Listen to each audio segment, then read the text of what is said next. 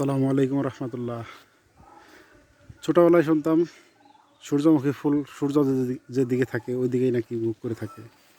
তাই দেখার জন্য চলে আসলাম সূর্যমুখী বাগানে। সূর্যমুখী বাগানটা কিন্তু আমাদের ভাবখণ্ডতেই,